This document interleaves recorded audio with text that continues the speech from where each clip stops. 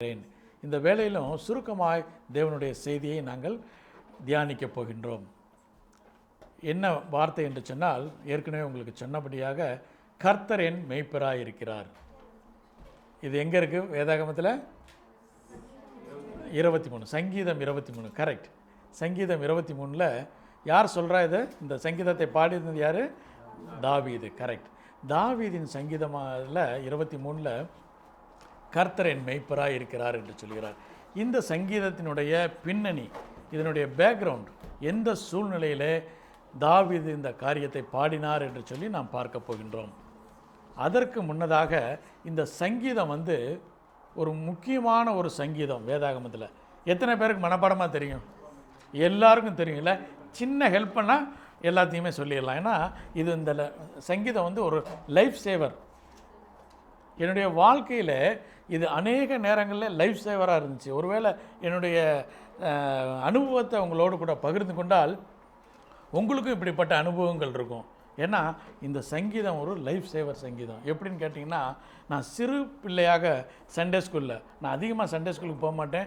Christmas டைமில் present கிடைக்குமேன்ட்டு அதுக்காக போவேன். அப்போ அந்த சண்டே ஸ்கூலுக்கு போகும்போது எல்லோரும் வசனங்கள் சொல்லணும், பிள்ளைகள்லாம் வசனம் சொல்லணும். அப்போ நம்ம சர்ச்சில் மாதிரி ஒரே வசனத்தை எல்லாத்தையும் சொல்ல விட மாட்டாங்க. ஒவ்வொருத்தருக்கு ஒவ்வொரு தனித்தனியான வசனங்கள் இருக்கும். அப்போ நாங்கள் எல்லோரும் போய் வசனம் சொல்லுவோம். நான் ஒரு வாரம் பூரா உட்காந்து அந்த வசனத்தை மனப்பாடம் பண்ணி கரெக்டாக போய் அங்கே நிற்கும்போது அந்த வசனம் மறந்துடும். அப்போ எனக்கு கை கொடுத்த ஒரே சங்கீதம் இந்த சங்கீதம் தான். ஏன்னா இந்த சங்கீதம் 23 ஸ்டார்டிங்லேருந்து 6 வசனங்களை மனப்பாடமாக தெரியும். அப்போ என்ன செய்வேன், நேராக அந்த சங்கீதத்தை 6 வசனத்தையும் சொல்லிடுவேன். அப்போ பாஸ்டர் சொல்லுவார், சார் வெரி பிரில்லியன்ட், எல்லாரும் ஒரு வசனம் சொன்னாங்க, இவன் என்ன செஞ்சான் 6 வசனத்துக்கு முழு சங்கீதத்தை சொல்லியிருக்கான் அப்படின்னு அப்ரிஷியேட் பண்ணுவார். எல்லோரும் அங்கே இருக்கிறவங்கெல்லாம் அப்ரிஷியேட் பண்ணுவாங்க. எனக்கும் சண்டே ஸ்கூல் டீச்சருக்கு மட்டும்தான் தெரியும் நான் என்ன தப்பு செஞ்சேன்னு சொல்லி. அது மாதிரி அநேக நேரங்களில் இந்த சங்கீதம் நமக்கு லைஃப் சேவராக எனக்கு இருந்தபடியாக நான் உணர்கிறேன். இந்த வேளையிலும் இந்த சங்கீதம் எனக்கு லைஃப் சேவராக இருக்குது. To you mean what I mean? Right. இந்த சங்கீதம் லைஃப் சேவராக இருக்குது. இந்த சங்கீதத்தை நம்ம தாவீது எந்த சூழ்நிலையில் இந்த சங்கீதத்தை பாடினார் என்று சொல்லி பார்ப்பதற்கு முன்னதாக நம்ம என்ன செய்ய போகிறோம்னா, இஸ்ரவேல் தேசத்தை குறித்து பார்க்க போகிறோம். இஸ்ரவேல் தேசம் பறந்து விரிந்த தேசம் எப்படிப்பட்ட அமைப்பில் இருந்தது என்று சொல்லி பார்க்க போகின்றோம். நம்ம இந்திய தேசத்தை போல் இதுவும் ஒரு நல்ல ஒரு தேசம். ஏன்னு சொன்னால், நார்த்தில் நம்ம இந்திய தேசத்தில் என்ன இருக்கும்? ஹிமாலயன் இருக்கும் இல்லையா? நல்ல பனி இருக்கக்கூடிய இடம். அதுக்கப்புறம் ராஜஸ்தானில் என்ன இருக்கும்? பாலைவனம் இல்லை, வில்டர்னஸ் இருக்கும். அதுக்கப்புறம் போனால் கடல்கள் இருக்கும். இப்படி பலவிதமான சூழ்நிலைகள் அமைந்த இந்த இஸ்ரவேல் தேசம். இஸ்ரவேல் தேசத்தில் நார்த் சைடில் இந்த ஃபஸ்ட்டு ஸ்லைடை போடுவோம். ஃபஸ்ட்டு இதில் பார்த்தா இது என்ன இடம்னா எர்மோன் மலை. நார்த்தில் எர்மோன் மலை இருக்கும், அதில் பனிகள் உள்ள இடமா அது. அடுத்த ஸ்லைடையும் போடுவோம். எர்மோன் மலை. இப்போ நம்ம எங்கே போயிட்டு வந்தோம்? நார்வேல போகும்போது எங்கே என்ன பார்த்தோம்? கேரிங்கர். அது மாதிரி இந்த இதெல்லாம் சம்மர்லேயும் இந்த இடத்துல பனி இருக்குமா. அப்படிப்பட்ட குளிர்ச்சியான இடம் இருக்கும். அதை தாண்டி வந்தால் நடுப்பகுதியில் ஒரு நல்ல ஒரு விளைநிலம். அடுத்த ஸ்லைடில் அடுத்து ஒரு நல்ல விளைநிலம். அது எப்படி இருக்குன்னா, வேதாகம் சொல்லுகிறது மில்க் அண்ட் ஹனி, தேனும் பாலும் ஓடுகிற ஒரு தேசம், செழுமையும் திரட்சியமும் உள்ள ஒரு தேசத்துக்குள்ளாக அந்த இடம் இருக்குமா. மேலே பார்த்தோம் எர்மோன் மலை, அதுக்கு இடையில் என்ன இருக்குன்னா நல்ல ஒரு விளைநிலங்கள். அந்த இடத்துல நல்ல திராட்சை ரசங்கள், நல்ல ஒரு ஆலிவ் ட்ரீ, இந்த மாதிரியான காரியங்கள் நன்றாக இருக்கும். அதுக்கு அடுத்து சவுத்தில் போனோம்னா என்ன கிடைக்கும்? யூதேயாவின் வனாந்தரம் இருக்கும். இந்த யூதேயாவின் வனாந்தரத்தை சொல்லும்போது அவங்க சொல்கிறாங்க டெசர்ட் ஆஃப் டெத் என்று சொல்லி. இது மரணத்தின் ஒரு பாலைவனமாக இருக்கிறது. இந்த பாலைவனத்தில் என்னென்னா முழுவதுமாக இருக்கும். அந்த பாலைவனத்தை குறித்து சொல்லும்போது 5 முக்கியமான ஒரு காரியங்கள். முதலாவது ஒரு காரியம் என்னென்னா, அந்த இடத்துல என்னென்னா டெம்பரேச்சர் ரொம்ப ஜாஸ்தியாக இருக்குமா. 100 டிகிரி ஃபாரன்ஹீட்லேருந்து 150 ஃபாரன்ஹீட் வரைக்கும் பெரிய நல்ல ஒரு உஷ்ணமான ஒரு இடம். அது மாத்திரம் இல்லை, அந்த இடம் ட்ரை லேண்டாக இருக்குமா. அந்த இடத்துல தண்ணியே இல்லை. மூன்றாவது, அந்த இடத்துல தண்ணியே இல்லை. தண்ணியே இல்லாதனால அந்த இடத்துல என்ன இருக்கும்ல, ட்ரீ கிடையாது, ஃபுட்டு கிடையாது. இந்த வனாந்தரத்தின் வழியாக நடந்து போனால் நிச்சயமாக மரணம் ஏற்படும். நல்ல ட்ரெயின்ட் ஆளுக கூட வனாந்தர வழியாக போனால் அவர்கள் மரித்து போவார்கள். ஏனென்று சொன்னால் அவ்வளவு வாட்டரோ அவ்வளவு ஃபுட்டு எடுத்துகிட்டு போக முடியாது. உஷ்ணம் ஜாஸ்தியாக இருப்பதினாலே மரணம் அவர்களுக்கு நிச்சயமாக இருக்கும். அது மாத்திரம் இல்லை, அந்த இடத்துல என்ன இருக்குமா, சாண்ட்ஸ்டோம் வருமா. அது வந்தால் என்ன ஆகும்னா, ஒரு மனிதன் நின்று கொண்டு இருந்தால் அவனே மூடிவிடும் அளவுக்கு அந்த ஒரு மணல் சைக்ளோன் வருமா. சாண்ட் சைக்ளோன் வந்து மணலையே மூடிவிடுமா. அப்படிப்பட்ட ஒரு பயங்கரமான ஒரு வனாந்தரம் இது யூதேயாவின் வனாந்தரம். இந்த வனாந்தரத்துக்குள்ளே போனால் நிச்சயமாக வெளியே வரவே முடியாது. அப்படி ஒரு பாலைவனம் இந்த இடம். இது மாத்திரம் இல்லை, அதுக்கு அடுத்து அங்கே என்ன இருக்குன்னா ஒரு வேலி ஆஃப் டெத். அது என்னது, என்ன சொல்லலாம் அதுக்கு, பள்ளத்தாக்கு. ஒரு பள்ளத்தாக்கு இருக்குது. அந்த பள்ளத்தாக்கு என்னென்னா மரணம் நிச்சயமாக நடக்கக்கூடிய ஒரு பெரிய பள்ளத்தாக்கு. இப்படி 5 காரியங்கள் இருக்கும். ஆனால் இவைகள் எல்லாம் கடந்து போனாலும் அந்த இடத்துல ஒரு ஒயாசிஸ் என்கின்ற பாலைவன சோலை அந்த இடத்துல கர்த்தர் உண்டு பண்ணியிருந்தார். அந்த பாலைவன சோலைக்கு பேர் என்ன, அடுத்த செலக்ட் பண்ணுங்க. என்கிடே என்கின்ற ஒரு இடம், பாலைவன சோலை. இந்த இடத்துல மிகவும் குளிர்ச்சியான ஒரு சூழ்நிலை காணப்படும். இந்த யூதேயா வனாந்தரத்திலே இது ஒரு இடம் மட்டும்தான் பாலைவன சோலை. இது வேதாகமத்தில் இருக்குது. அந்த இடத்துல 5 முக்கியமான காரியங்கள், 5 காரியங்களை நம்ம பார்த்தோம். வனாந்தரத்தில் அந்த பாலைவனத்தில் என்ன 5 முக்கியமான காரியம் என்று சொல்லி பார்த்தோம். இப்போ இந்த பாலைவன சோலையில் 5 முக்கியமான காரியம். அது முதலாவது வந்து என்னென்னா, அந்த இடத்துல வந்து நல்ல புல்வெளி இருக்கும். நல்ல ஒரு புல்வெளி, மாடுகள் வந்து ஆடுகளும் மேய்வதற்கான நல்ல க்ரீனான புல்வெளி இருக்கும். ரெண்டாவது என்னென்னா, அந்த இடத்துல நீரூற்று இருக்குமா. 2 நீரூற்று இருக்குமா. என்னென்னா 2 நீரூற்று. ஒரு நீரூற்றுக்கு பேர் என்னென்னா டேவிட் ஸ்ப்ரிங் என்று சொல்கிறாங்க. இன்னொரு நீரூற்றுக்கு பேர் என்னென்னா சுலைமால் நீரூற்று என்று சொல்லி. இந்த 2 நீரூற்றும் அமர்ந்த நீரூற்று. இப்போ இந்த ஆடுகள் வந்து தண்ணி கொடுக்கணுன்னா 2 இடத்துல குடிக்காதான். எந்த இடம்னா ஸ்டேக்னட்டான வாட்டர் இருந்துச்சுன்னா அந்த இடத்துல ஆடுகள் வந்து குடிக்காது. ரெண்டாவது எப்போனா நல்லா அருவி வருது, நல்ல ஃபோர்ஸாக தண்ணி வந்து சத்தங்கள் ஜாஸ்தி இருந்துச்சுன்னா அந்த இடத்துல ஆடுகள் போய் தண்ணி குடிக்காதான். எந்த இடத்துல கொடுக்குன்னா அமர்ந்த தண்ணி 2 கொடுக்கும். அப்படிப்பட்ட 2 நீரூற்று அந்த இடத்துல இருந்துச்சான். மூன்றாவதாக பார்க்கலாம். மூன்றாவதாக அந்த இடத்துல விலை உயர்ந்த ராஜாக்கள் உண்ணுகிற டேட்ஸ் அந்த இடத்துல கிடைக்குமா. அது அந்த இடத்துல கிடைக்கக்கூடிய டேட்ஸை வந்து ஒன்லி ராஜாக்கள் தான் சாப்பிட முடியுமா. அப்படி விலை உயர்ந்த, உலகத்திலே விலை உயர்ந்த டேட்ஸ் கிடைக்கக்கூடிய அந்த ஒரு இடம். அது மாத்திரம் இல்லை, அந்த இடத்துல திராட்சை பழம் அதிகமாக கிடைக்கக்கூடிய இடம். அது மாத்திரம் இல்லை, அந்த திராட்சை ரசம் எங்கெங்கெல்லாம் திராட்சை என்று வருகிறதோ வேதாகமத்தில் இன்னொன்று சேர்ந்து வரும். என்னது, ஆலிவ். அதுவும் ஒலிவும் 2 சேர்ந்து வரும். போன வாரம் பார்த்தோம், பெத்தானியா பார்க்கும்போது என்ன இருந்துச்சு, பக்கத்தில் ஒலிவ மலை இருந்துச்சு. பெத்தானியாவில் நிறைய கிரேப்ஸ் இருந்ததுனால அது பக்கத்தில் இருந்த ஒலிவ மலையில் அநேக ஒலிவ மரங்கள் இருந்தது என்று சொல்லி. இது 2. இப்போ 5 காரியங்கள் அந்த இடத்துல என்கின்ற இடத்துல இருக்குமா, அந்த பாலைவன சோலையில். இது வந்து அதனுடைய சூழ்நிலைகள். இப்போ எந்த இடத்துல இந்த தாவீது இந்த சங்கீதத்தை பாடினார் என்று சொல்லி பார்க்க போகிறோம். இந்த சம்பவங்கள் எல்லாம் எங்கே இருக்குன்னா 1 நாளாகமம் 29வது அதிகாரம் கடைசி 2 வசனங்களை வாசிப்போம். 1 நாளாகமம் 29ஆம் அதிகாரம் 29, 30. ஆங்கில வேதாகமாக இருந்தால் 29 இருக்குது, தமிழ் வேதாகமமாக இருந்தால் 30 இருக்குது. வாசிப்போமா?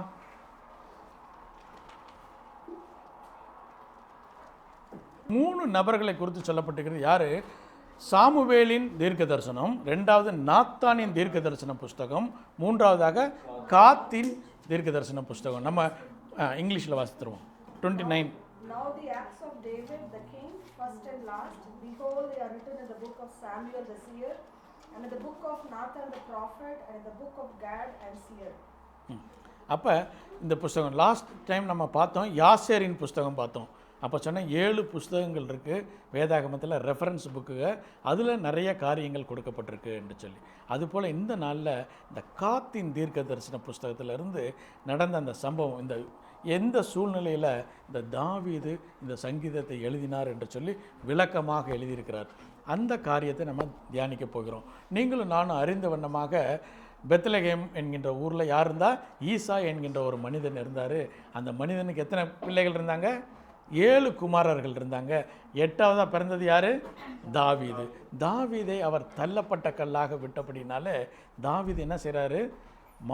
ஆடுகளை மேய்த்து கொண்டிருக்கிறாரு. மற்ற 7 பேர் என்ன செய்கிறாங்க? ராஜாவின் அரண்மனையில் சேவகர்களாக, போர் வீரர்களாக இருக்கிறாங்க. ராஜாவின் அரண்மனையில் வேலை செய்கிறாரு. இவர் தாவீது என்ன செய்கிறாரு? மாடுகளை மேய்த்து கொண்டிருக்கிறார். அந்த சூழ்நிலையில் கர்த்தர் அவருடைய வாழ்வில் இடைப்பட்டு, எப்படியெல்லாம் இடைப்பட்டார் என்று சொல்லி கடந்த முறை பார்த்தோம். அவரை இடைப்பட்டு அவரை மீண்டுமாக அவரை எங்கே கொண்டு போய் வைக்கிறாரு? ராஜாவின் அரண்மனையில் கொண்டு போய் வைக்கிறாரு. இவர் என்னது? ஆடுகளை மேய்ப்பவர். இன்றைக்கி என்ன செஞ்சார்? ஒரு வெல் ட்ரைன்டு ஒரு சோல்ஜராக மாறின உடையில் அவர் ஒரு பெரிய இராணுவத்திற்கு அதிகாரியாக தாவீது மாறுகிறார். அது மாறினது மாத்திரம் இல்லை, அவர் செய்கிற இந்த பெலிஸ்தியரை அநேகரை கொன்ற உடனே சவுல் என்ன செய்கிறாரு? அவரை மருமகனாக ஏற்றுக்கொண்டு அவருடைய மகளாகிய மீகாலை திருமணம் செய்கிறார். இப்போ ராஜாவுடைய மருமகன் ஆயிட்டார். எங்கே இருந்தார்? வனாந்தரத்தில் ஆடுகளை மேய்த்து கொண்டிருந்தவர் இப்போ ராஜாவினுடைய அரண்மனையில் வேலை பார்க்குறவர் மட்டும் இல்லை, ராஜாவினுடைய மருமகனாக மாறி அடுத்த ராஜாவினுடைய அந்தஸ்துக்கு வருகிறார். ஆனாலும் சவுல் என்ன செய்கிறாரு? தனக்கு அடுத்து இவன் ராஜாவாகி விடுவான் என்கின்ற பயம் வந்தவுடனே இவர் என்ன செய்கிறாரு? தாவீதை கொலை செய்ய முயற்சிக்கின்றார். கொலை செய்ய எத்தனையோ முறை ட்ரை பண்ணும்போது தாவீது என்ன செய்கிறாரு? அவருடைய கைகளில் இருந்து தப்பித்து ஓடுகிறார். எங்கே ஓடுறாருன்னா, கடைசி வரைக்கும் இந்த வனாந்தரத்தினுடைய என்ட்ரன்ஸ் பாயிண்ட்டு எங்கன்னா மாகோன் என்கின்ற ஒரு இடத்துக்குள்ளாக வருகிறார். மாகோன் என்கின்ற இடத்துல வந்துட்டு அந்த இடத்துல அவர் என்ன செய்கிறாரு? தங்கியிருக்கிறார். தங்கிட்டு என்ன செய்கிறாரு? இந்த இடத்துல எப்படியும் வரமாட்டாங்கன்னு இருக்கும்போது சவுலுடைய சேனைகள் வந்து அந்த மாகோன் பகுதியை சுற்றி வளைத்து கொள்கிறார்கள். சுற்றி வளைத்து கொண்டு கொஞ்ச நேரத்தில் தாவீதை கொல்ல போகிறாங்க, கேப்சர் பண்ண போகிறாங்கங்கிற ஒரு சூழ்நிலை. இவர் அந்த ஒரு சின்ன ஒரு ஹில்லான இடத்துல தங்கியிருக்கிறாரு, மாகோன் என்கின்ற இடத்துல. அதை சுற்றி சவுலுடைய சேனைகள் முற்றுகை செய்துவிட்டு கொஞ்சம் கொஞ்சமாக மேலே ஏறி இவரை பிடிக்கிறதுக்கு போகிறாங்க. அப்போ தான் அந்த தாவீது ஒரு சங்கீதத்தை பாடுறாரு. சங்கீதம் 22 வாசிப்போமா? சங்கீதம் 22 அதில் இல்லைன்னு நினைக்கிறேன். சங்கீதம் 22. என் தேவனே, என் தேவனே, ஏன் என்னை கைவிட்டீர்? இந்த எனக்கு உதவி செய்யாமலும் நான் கதறி சொல்லும் வார்த்தைகளை கேளாமலும் ஏன் தூரமாக இருக்கிறீர்? இப்போ என்ன செய்கிறாரு? மரணம் அவருக்கு பக்கத்தில் வந்துருச்சு. மரணம் அவர் பக்கத்தில் வந்துருச்சு. இன்னும் கொஞ்சம் நேரத்தில் சவுலுடைய ஆர்மி வந்து இவரை கேப்சர் பண்ணி கொல்ல போகிறாங்கங்கிற சூழ்நிலையில் அவர் சொல்கிறாரு, என் தேவனே, என் தேவனே, ஏன் என்னை கைவிட்டீர்? இந்த வசனத்தை யார் சொன்னா? ஏசாமி. எப்போ சொன்னார்? 4வதாக கிராஸில் சொன்ன வசனம் என்னது? ஏலி ஏலி லாமா சபக் அனி என்று சொல்லி, என் தேவனே, என் தேவனே, நீர் ஏன் என்னை கைவிட்டீர் என்று சொல்லி. அதில் 12வது வசனத்தையும் வாசிப்போம். அநேக காளைகள் என்னை சூழ்ந்திருக்கிறது, வளைந்து கொள்கிறது. சவுலுடைய எல்லா சேனையும் என்னை சூழ்ந்து கொண்டது என்று சொல்லி அந்த சங்கீதத்தை எழுதுகிறார். எந்த இடத்துல எழுதுகிறாரு? மாகோன் என்கின்ற இடத்துல எழுதுகிறார். இந்த மாகோன் தான் இந்த வனாந்தரத்தினுடைய என்ட்ரன்ஸ். இப்போ இந்த இடத்துல வந்தாச்சு. மரணம் அவருக்கு குறிக்கப்பட்டு விட்டது, முடிஞ்சிருச்சு. இதோட அவருடைய லைஃப் முடிஞ்சிருச்சு. இப்போ அவர் சொல்கிறார், தேவனே என்னை கைவிட்டு விட்டீர் என்று சொல்கிறார். இப்போ வந்து ஒன்றுமே செய்ய முடியாது இல்லையா? இப்போ முடிஞ்சிருச்சு எல்லா காரியமும். நீ தப்பித்து கொள்வதற்கு வழியே இல்லை என்கின்ற சூழ்நிலையில் தாவீது இந்த சங்கீதம் 22 வாசிக்கிறார். அப்போ கர்த்தர் எப்படி இடைப்பட்டார் என்று சொல்லி பார்ப்போம். இந்த காரியத்தை நம்முடைய வேதாகமத்திலையும் எழுதியிருக்கிறது, ஆனால் முழுமையான டீட்டெயிலாக எழுதலை. நம்ம வாசிப்போம். 1 சாமுவேல் 23ஆம் அதிகாரம் 25லிருந்து 29 வரையிலே வாசிப்போம். 1 சாமுவேல் 23ஆம் அதிகாரம் 25லிருந்து 29 வசனங்களை வாசிப்போம்.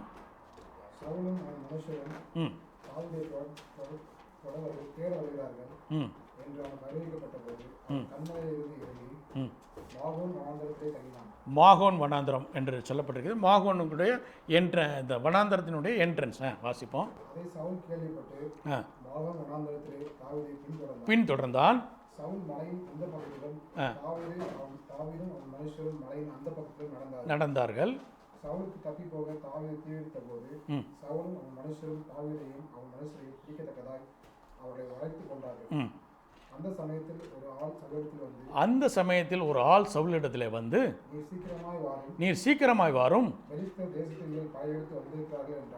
பெலிஸ்தியர்கள் தேசத்தின் மேல் படையெடுத்து வந்திருக்கிறார்கள் என்றான். அதை விட்டு திரும்பி அவன் தாவீதை விட்டு பெலிஸ்தியரை எதிர்க்கும்படி போனான். சரி, எந்த இடத்தை விட்டு? மாகோனை விட்டு புறப்பட்டு என்கேதியில் உள்ள தங்கினான். இப்போ ஒரே வசனத்தில் நம்ம முடிச்சிட்டோம். 29 தாவீது மாகோனை விட்டு எங்கே போனார்? என்கேதிக்கு போனார்னு. ஆனால் இந்த காத்தின் தீர்க்க தரிசன புஸ்தகத்தில் மிக விளக்கமாக எழுதியிருக்கிறாரு. அவர் நடந்து போகிறார். நடந்து போகும்போது அவர் இடத்துல என்ன இல்லை? தண்ணி கிடையாது, அவர் இடத்துல ஃபுட்டு கிடையாது. அந்த இடத்துல ரொம்ப ட்ரையான இடம். அது மாத்திரம் இல்லை, அங்கே ரொம்ப உஷ்ணமான இடம். இதில் நடந்து போய்கொண்டே இருக்கிறார். அந்த நேரத்தில் பகலில் அந்த ஸ்டாண்ட் ஸ்டோம் வந்தோன்னா பூராமே இருட்டாயிருமா, அந்த அளவுக்கு ரொம்ப ஸ்ட்ராங்காக இருக்கும். அந்த இடத்துல அவர் நடந்து போயிட்டுருக்கிறார். அவருக்கு வழி தெரியாது. இன்றைக்கி இருக்கிற மாதிரி கூகுள் மேப்லாம் போட முடியாது. அவர் என்ன செய்கிறார்? நடக்கிறாரு, எங்கே நடக்கணும்னு தெரியல. அவர் நடந்து கொண்டே போகிறாரு. அவர் வாய் வறட்சியாகி போயிட்டது. அவர் இப்போ மரிக்கும் தருவாயில் வந்துட்டார். முதல்ல என்ன செஞ்சார்? சவுலுக்கு பயந்து மரணம் வந்துருச்சுன்னு சொன்னார். இப்போ அங்கேருந்து மரணத்தை அவர் கர்த்தர் மாற்றி விட்டவுடனே இப்போ என்ன செய்கிறார்? வனாந்தரத்தின் வழியாக வருகிறார். வனாந்தரத்தில் அவருக்கு மரணம் குறிக்கப்பட்டு விட்டது. இனிமேல் நடக்க முடியாது என்கின்ற சூழ்நிலை வந்து அவர் கண்களை மூடிக்கொண்டு அவர் நடந்து கொண்டிருக்கும்போது யாரோ ஒருவர் அவரை தள்ளி கொண்டு உந்தி கொண்டு போவதைப் போல அவர் உணர்ந்து நடந்து கொண்டே போகிறார். அவருக்கு வழி தெரியல, அவர் என்ன செய்யணும்னு தெரியல. ஒன்றே ஒன்று தெரியும், திரும்பி போனால் சவுல் என்னை பிடிச்சிருவான், அதனால் இந்த பக்கம் போக முடியாது, எந்த பக்கம் தான் போக முடியும், இந்த பக்கம் போக முடியும் என்று சொல்லி நடந்து போய்கொண்டே இருக்கிறார்.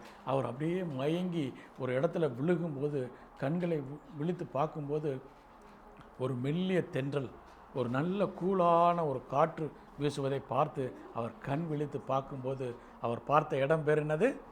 என்கேதி. என்கேதியை பார்க்குறார். பார்த்தோன்னா இப்படிப்பட்ட ஒரு அருமையான இடத்த நான் இதுவரைக்கும் கேள்விப்பட்டதே இல்லை. இந்த வனாந்தரத்தில் இப்படிப்பட்ட ஒரு இடம் இருக்குன்னு எனக்கு தெரியவே தெரியாதே, இப்படி ஒரு நன்றாக இருக்கிறது என்று சொல்லி வேகமாய் ஓடி அவர் என்ன செய்கிறார்? முதல்ல அந்த தாவீதினுடைய அந்த நீரூற்றில் போய் முதல்ல அந்த தண்ணி எடுத்து கொடுக்கிறாரு. அது வரைக்கும் அதனுடைய பேர் தாவீதின் நீரூற்று இல்லை. இவர் போய் குடித்த உடனே அந்த நீரூற்றுக்கு பேர் என்ன வந்துச்சு? தாவீதின் நீரூற்று என்று சொல்லி. 2 நீரூற்றுகள் இருக்கிறது. இன்றைக்கி போனாலும் இந்த இடத்துல 2 நீரூற்றுகள் ஓடிக்கொண்டே இருக்கிறது. அந்த நீரூற்றில் தண்ணியை குடிச்சிட்டோன்னா அவருக்கு என்ன வந்துருச்சு? உயிர் வந்துச்சு. அது மாத்திரம் இல்லை, அங்கே இருந்த பேரிச்சம்பழங்கள் எல்லாம் பார்க்குறாரு. அங்கே இருக்கக்கூடிய கிரேப்ஸை பார்க்குறாரு. ஓலிவ் ட்ரீலேருந்து ஓலிவை பிரித்து எல்லாத்தையும் சாப்பிட்டு அவர் பசி ஆறினவுடனே, பசி முடிஞ்சோடனே என்ன வரும்? தூக்கம் வந்துடும். இல்லை, எவ்வளோ பெரிய ஆளாக இருந்தாலும் பசித்தோடனே தூக்கம் வந்துடும். அவர் அப்படியே கண்களை மூடி தூங்கிட்டார். தூங்கிட்டு அப்படியே எந்திரிக்கும் போது, தூக்கத்திலிருந்து எந்திரிக்கும் போது அவர் தரிசனத்தில் பார்க்குறாரு. அந்த நீரூற்றில் ஒரு ஆடு தண்ணீர் குடித்து கொண்டிருக்கிறது. அந்த ஆடு குடித்து கொண்டிருக்கும்போது கண்களை உயர்ந்து பார்க்கும்போது அங்கே ஒரு மெய்ப்பன் நின்று கொண்டிருக்கிறான். அப்போ அவர் சொல்கிறாரு, இந்த ஆட்டை வழி நடத்தினது யார்? அவர் தரிசனத்தில் தான் பார்க்குறாரு.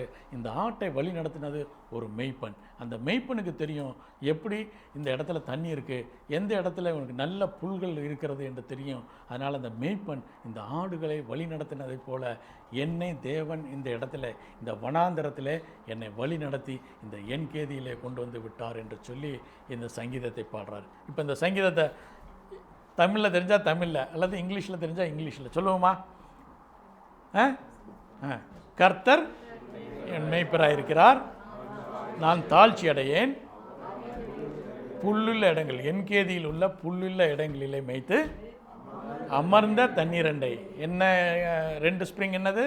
ஒன்று சுலைமா, என்னது டேவிட் ஸ்ப்ரிங் இருக்குது. அந்த இடத்துல கொண்டு போய் விடுகிறார். அதுக்கடுத்து அமர்ந்த தண்ணீரண்டை கொண்டு போய் விடுகிறார். என் ஆத்துமாவை தேற்றி அவருடைய நாமத்தின் நிமித்தம் என்னை நீதியின் பாதையிலே நடத்துகிறார். அந்த இடத்துல நீதின்னு சொல்லியிருக்குது. ஆனால் அந்த மொழிபெயர்ப்பில் வந்து ரைட்டான பாத்துன்னு சொல்லியிருந்தால் கரெக்டாக இருந்திருக்கும் டிரான்ஸ்லேஷன். ரைட் பாத்தில் நடத்தினார். ஏன்னா இந்த இடத்த விட்டு வனாந்தரத்தில் நம்ம வந்துட்டோம்னா என்ன ஆயிரும், சுற்றிக்கிட்டே இருக்கலாம். இப்போ நாங்கள் வரும்போது சுற்றிக்கிட்டே இருந்தோம், ஒரு அரை மணி நேரமாக சுற்றுறோம், வெளியில் வரவே முடியல, அப்படி சுற்றிக்கிட்டே இருந்திருக்கலாம். ஆனால் கர்த்தர் என்ன செய்கிறாரு, கரெக்டான பாதையில் என் கேதியிலே அவர் நடத்தினார். அடுத்தது 4வது வசனம், மரண இருளின், அந்த வருகிற வழியில் மரண இருளின் பள்ளத்தாக்கு இருக்குது, ஒரு பெரிய பள்ளத்தாக்கு இருக்குது. அந்த பள்ளத்தாக்கில் நடந்தாலும் நான் பொல்லாப்புக்கு பயப்படேன். ஏனெனில் அது இங்கிலீஷில் இருக்குன்னு நினைக்கிறேன், தேர்ஃபோர், அப்படி தேர்ஃபோர் தேவரீர் என்னோடு கூட இருக்கிறீர். ஏன்னா கர்த்தர் என்னோட கூட இருக்கிறீர். இப்போ முதல்ல சொன்னார் மரணத்துக்கு பயந்துக்கிட்டு இருந்தார். இப்போ என்ன சொல்கிறாரு, மரண இருளின் பள்ளத்தாக்கிலே நடந்தாலும் நான் பொல்லாப்புக்கு பயப்படேன், கூட இருக்கிறீர், உமது கோலும் தடியும் என்னை தேற்றும். அடுத்து, சத்துருக்களுக்கு முன்பாக இருந்த சத்துருக்களுக்கு முன்பாக பந்தியை ஆயத்தம் பண்ணி என் தலையை எண்ணெயால் அபிஷேகம் பண்ணுகிறீர், என் பாத்திரம் நிரம்பி வழிகிறது, இது முதல் நன்மையும் தீமையும். இது நம்ம அநேக நேரங்களில் நன்மையும் கிருபையும் பெறுவதற்கு அங்கேயும் இங்கேயும் போகிறோம் இல்லையா. அந்த கூட்டத்துக்கு போனால் கிடச்சிருமா, இந்த கான்ஃபரன்ஸுக்கு போனால் கிடச்சிருமா, இல்லை இந்த சர்ச்சுக்கு போய் அந்த பாஸ்ட்டு ஜெபம் பண்ணால் கிடச்சிரும்னு. ஆனால் இவர் என்ன சொல்கிறாரு, இவர் போலையாம் நன்மையும் கிருபையும் இவரை தொடர்ந்து வந்துச்சான்.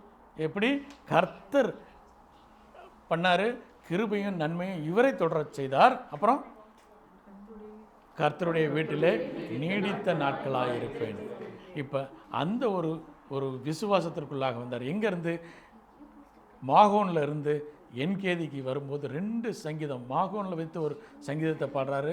அது சங்கீதம் 22, ஆண்டவராகிய இயேசு கிறிஸ்துவின் மரணத்திற்கு முன்னோட்டமாக எழுதப்பட்ட அந்த ஒரு சங்கீதம். அந்த சங்கீதத்தில் அந்த பாடுகளின் வழியாக வந்தவர் இந்த வனாந்தரத்தின் பாதைகளிலே நடந்தாலும் கர்த்தர் அவரை கொண்டு போய் எங்கே விட்டார், என்கேதியிலே விட்டார். நாமும் நம்முடைய வாழ்க்கையிலே பலவிதமான மாகோனில் இருக்கலாம், மரிக்கும் தருவாயில் அப்படிப்பட்ட ஒரு சூழ்நிலையில் இருந்தாலும் கர்த்தர் சொல்கிறாரு, நான் உன் மேய்ப்பராய் இருக்கிறேன், நான் உன்னை இந்த வனாந்தர பாதையிலே நடத்துவேன், இவ்வளவு கஷ்டங்களிலும் நான் உன்னோடு கூட இருந்து உன்னை வழி நடத்தி எங்கே கொண்டு போய் விடுவேன், என்கேதியிலே கொண்டு போய் விடுவேன்.